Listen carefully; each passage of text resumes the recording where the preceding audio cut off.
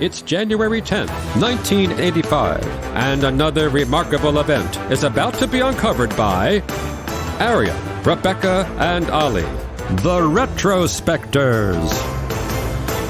So it was on this day that doomed design classic, the Sinclair C5, was launched. Might not have been the best time to launch this vehicle because you don't really want to be driving an open-top anything in the middle of January. And it's worth probably saying at this stage what the C5 is for anyone who, like me, before I started researching this thing, doesn't know what the C5 is. Yeah, good luck describing this. You know, without Google Images to help you, it's like that improvised theatre game where you're like, describe a spiral staircase without doing the gesture with your fingers. Functionally, it seems like almost like a sidecar without a main car attached to it. But it looks like a cross between a mobility scooter and a child's pedal car. Yes. And one that's been designed by Apple on a really, really bad day, I thought. Like, sort of the hallmarks of Apple-ness, it's white and stuff, but just not terribly well put together. It's a three-wheeler vehicle that is powered by battery, lead-acid battery specifically, which, by the way, are heavy, and so it struggled on any kind of incline. So again,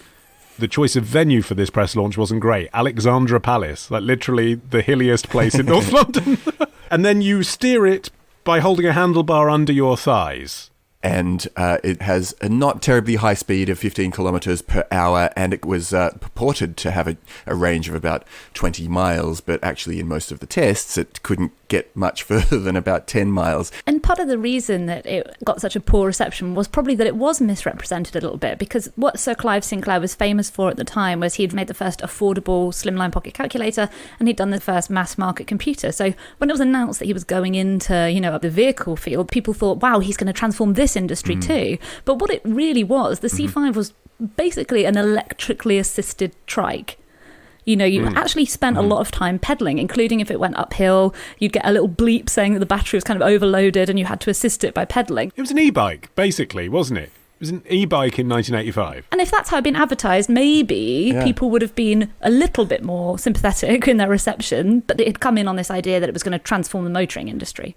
Well, the categorical fudge was crucial to its genesis because it came about because the government had recently changed the legislation to say that if a pedal cycle was electrically assisted, then a 14-year-old could drive it as opposed to adults only, which meant you didn't need a driving license, you didn't need a helmet, and you didn't need to pay road tax. So it's kind of like a loophole that he found that he thought, I want to get into electric vehicles. This is a stepping stone. There was going to be a C10 and a C15.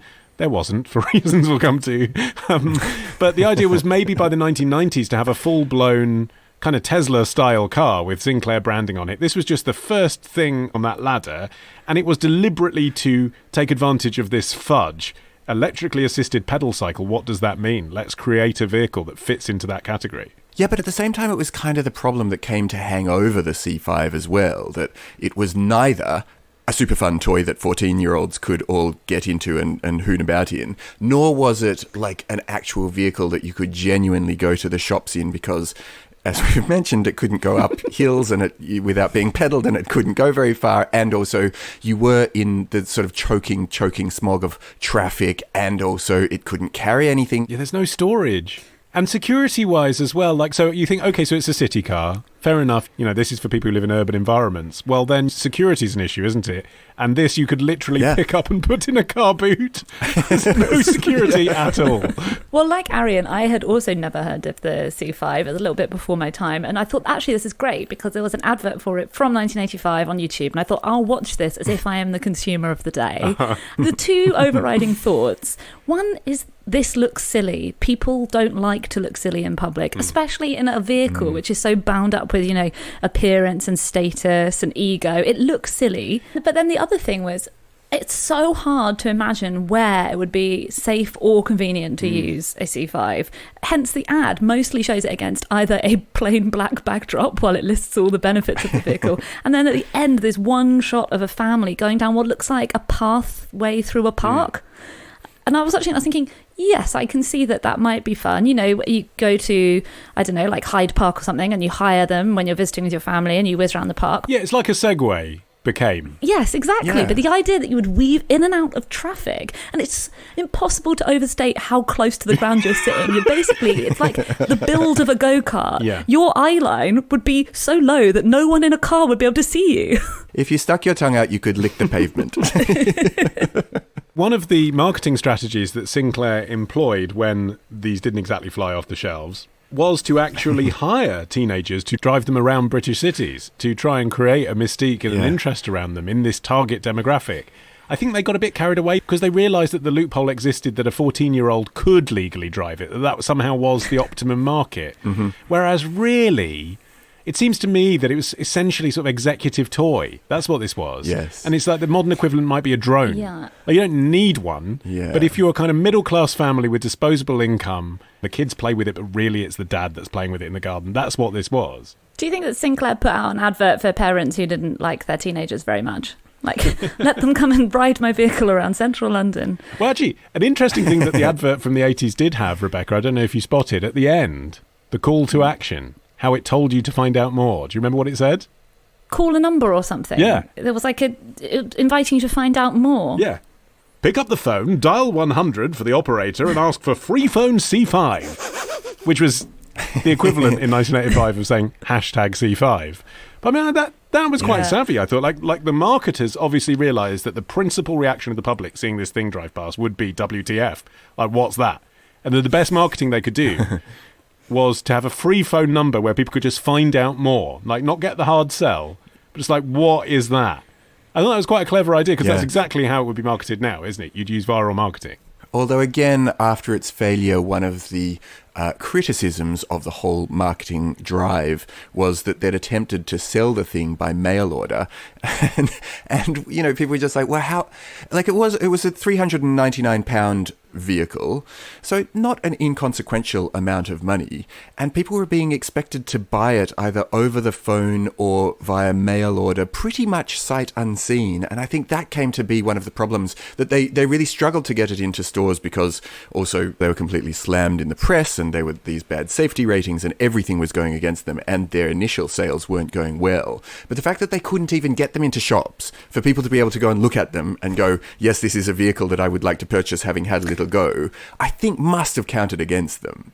And just in terms of the legacy, in case you thought that the C5 might be ripe for a reappraisal, as most things from the past seem to be these days, probably not the case. In a 2013 poll for Gadget Show Live, the C5 was voted the worst gadget of all time. That's harsh. That is really harsh. Take it up with the attendees of Gadget Show Live.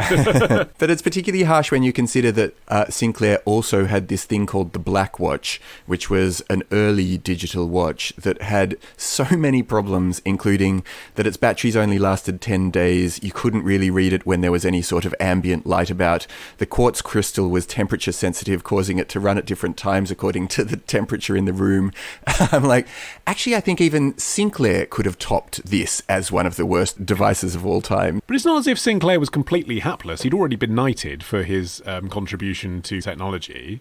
He really did think that this might work, because if you look at how he set this up, Hoover made it in their factory in Merthyr Tydfil on the basis that they'd be rolling 200,000 units a year off their production line. And he chose Hoover of all the industrial manufacturers in Britain because they had a service network for their vacuums and washing machines and fridges.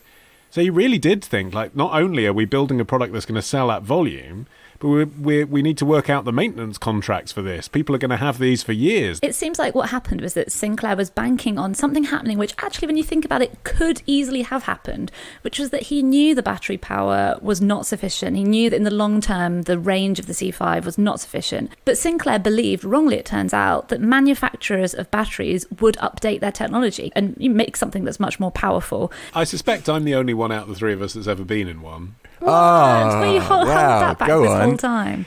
Yeah, well, when I was seriously. describing, the middle-class executive dad who would bring home a pointless toy to his family, I was describing my father, who did that.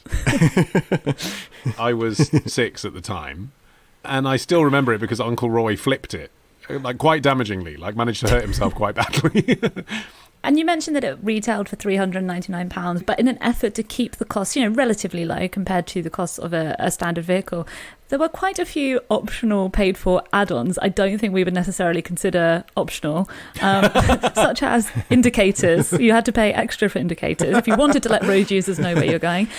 You mentioned as well that it was open-topped. You could buy a wet weather kit for it, which was not, as you might expect, a hood or something that could be attached. It was basically fabric side panels and then a matching hooded anorak for you to wear as you drove it. That was extra.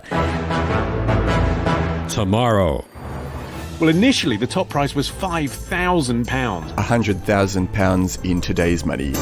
Love the show? Support the show. Patreon.com/retrospectors. Part of the Acast Creator Network.